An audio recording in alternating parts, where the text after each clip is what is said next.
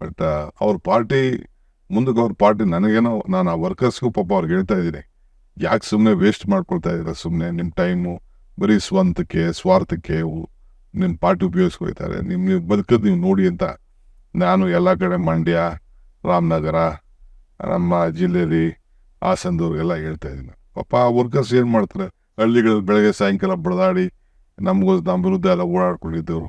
ಈಗ ಅಟ್ಲೀಸ್ಟ್ ಅವ್ರು ಏನಾರು ಒಂದು ದಾರಿಯಾರು ನೋಡ್ಕೊಳ್ರಪ್ಪ. ಇನ್ನೇನು ಅವ್ರ ಸರ್ಕಾರ ಇದ್ದತೆ, ಅವ್ರ ಪಾರ್ಟಿಗೆ ಬಂದತೆ, ಅದು ಆಗತ್ತೆ.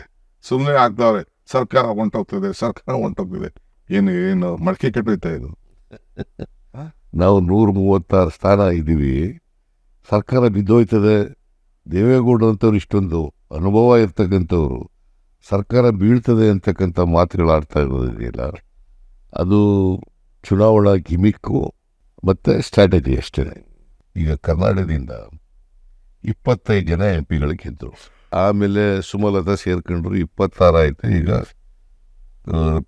ಪ್ರಜ್ವಲ್ ರೇವಣ್ಣನೂ ಕೂಡ ಅವ್ರ ಜೊತೆ ಇದ್ದಾರೆ, 27 ಜನ ಆಯಿತು.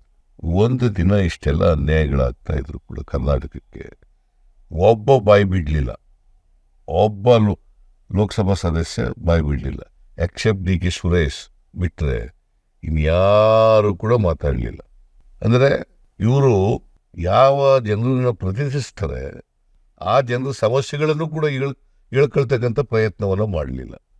ಸೊ ಹಾಗಾಗಿ ಅಲ್ಲ, ಒಂದು ಸರ್ ಹೌದೇ ಗೌರ್ಮೆಂಟ್ ಇತ್ತಲ್ಲ, ಎಲ್ಲ ಹೋಗಿ MP ಗಳು ಅಟ್ಲೀಸ್ಟ್ ಆಸ್ ಪಾರ್ಲಿಮೆಂಟಲ್ಲಿ ಬೇಡ, ಪ್ರೈಮ್ ಮಿನಿಸ್ಟರ್ಗೆ ಹೋಗಿ ನಮ್ಮ ಸರ್ಕಾರ ಇದೆ ದುಡ್ಡು ಕೊಡಿ ಅಂತ ಅವ್ರ ಸರ್ಕಾರಕ್ಕೆ ದುಡ್ಡು ಕೊಡಿಸಿಲ್ವಲ್ಲ ಇವರು. ಈಗ ಇಷ್ಟೆಲ್ಲ ಆಯ್ತಲ್ಲ, ಮಹದಾಯಿ ಯೋಜನೆಯಲ್ಲಿ ನೋಟಿಫಿಕೇಶನ್ ಎಲ್ಲ ಆಗಿದೆ. ಟ್ರಿಬ್ಯುನಲ್ನವರು ಕೂಡ ವರದಿ ಕೊಟ್ಟಿದ್ದಾರೆ, ಸುಪ್ರೀಂ ಕೋರ್ಟಲ್ಲೂ ಕೂಡ ಸ್ಟೇ ಕೊಟ್ಟಿಲ್ಲ. ಎನ್ವೈರ್ಮೆಂಟ್ ಕ್ಲಿಯರೆನ್ಸ್ ಮಾಡಬೇಕು, ಅದು ಕೇಂದ್ರ ಸರ್ಕಾರ ಮನಸ್ಸು ಮಾಡಿದ್ರೆ ಒಂದು ದಿನದಲ್ಲಿ ಆಗ್ತಕ್ಕಂಥ ಕೆಲಸ. ಮೇಕೆದಾಟು ಇದೆಯಲ್ಲ, ಇವತ್ತು ಕುಡಿಯ ನೀರಿನ ಯೋಜನೆ, ಅದು ಬ್ಯಾಲೆನ್ಸಿಂಗ್ ರಿಸರ್ವಾಯರ್. ಅದರಿಂದ ತಮಿಳುನಾಡಿಗೇನು ಲಾಸ್ ಇಲ್ಲ, ಏನು ತೊಂದರೆ ಆಗೋದಿಲ್ಲ. ನಮ್ಮ ಪ್ರದೇಶದಲ್ಲಿ ಕರ್ನಾಟಕದ ಒಳಗಡೆ ಕಟ್ತಾ ಇರ್ತಕ್ಕಂಥ ಡ್ಯಾಮ್ ಅದು. ಅವ್ರಿಗೇನು ಟ್ರಿಬ್ಯುನಲ್ ಏನು ಹೇಳಿದೆ, 177.25 TMC ಆಫ್ ವಾಟರ್ ನಾರ್ಮಲ್ ಇಯರ್ನಲ್ಲಿ ನೀರು ಬಿಡಬೇಕು. ಅದು ಬಿಟ್ಟ ಮೇಲೆ ಇನ್ನೇನಿದೆ ಅವ್ರಿಗೆ? ನಾರ್ಮಲ್ ಇಯರ್ನಲ್ಲಿ 177.25 TMC ನೀರು ಬಿಟ್ಬಿಟ್ಟ ಮೇಲೆ ಅಷ್ಟು ಮಾತ್ರ ಕೇಳಲಿಕ್ಕೆ ಅವ್ರಿಗೆ ಹಕ್ಕಿರ್ತಕ್ಕಂಥದ್ದು.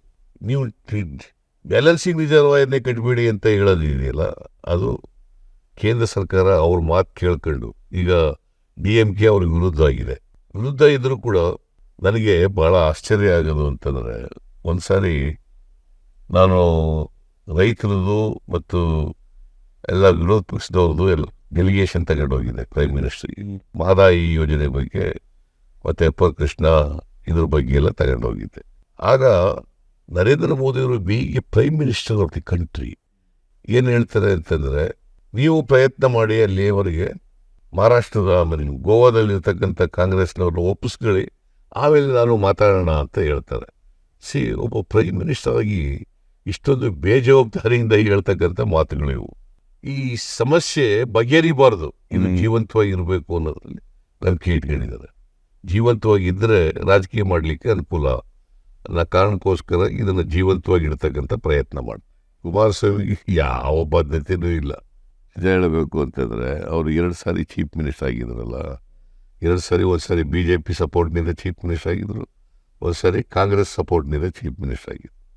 ಅವ್ರು ಪ್ರಧಾನಮಂತ್ರಿ ಆಗಿರೋದು ಕೂಡ ಕಾಂಗ್ರೆಸ್ನಿಂದ ಪ್ರಧಾನಮಂತ್ರಿ ಆಗಿದ್ದು ದೇವೇಗೌಡರು. ಉಪಕಾರ ಸ್ಮರಣೆ ಇಲ್ಲ, ಸ್ವಲ್ಪ ಆದರೂ ಕೂಡ ಉಪಕಾರ ಸ್ಮರಣೆ ಇರಬೇಕಲ್ಲ.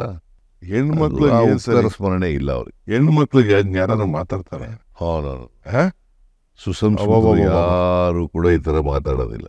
ದಾರಿ ತಪ್ಪಿಟ್ಟವರ ಹೆಣ್ಮಕ್ಳು ಅಂತಂದ್ರೆ ಏನರ್ಥ ಏನು? ಅದಕ್ಕೆ ಈ ಸಾರಿ ಹೆಣ್ಮಕ್ಳು ಪಾಠ ಕಲಿಸ್ತಾರೆ ಅವ್ರಿಗೆ. ರಾಹುಲ್ ಗಾಂಧಿ ಅವರು ಕರ್ನಾಟಕದ ಗ್ಯಾರಂಟಿ ಏನು ಕೊಟ್ಟಿದ್ದಾರೆ, ಬಹಳ ನಮಗೆ ಖುಷಿ ತಂದಿದೆ. ಜನರನ್ನ ಬದಲಾವಣೆ ಮಾಡಿದ್ದಾರೆ. ಇದನ್ನು ನೋಡಿ ನಾನು ಖರ್ಗೆ ಅವರಿಬ್ರು ಸೇರಿ ಸೆಂಟ್ರಲ್ ಗೌರ್ಮೆಂಟ್ ಗ್ಯಾರಂಟಿ ಮಾಡ್ತಾ ಇದೀವಿ ಅಂತ, ಈ 2,000 ಜೊತೆಗೆ ಇನ್ನು 8,000 ಒಟ್ಟು ತಿಂಗಳಿಗೆ, ಒಂದು ವರ್ಷಕ್ಕೆ 1 ಲಕ್ಷ ಕೊಡ್ತೀನಿ ಅಂತ ಅದನ್ನ ಬಹಳ ಚೆನ್ನಾಗಿ ಮಾತಾಡೋದು.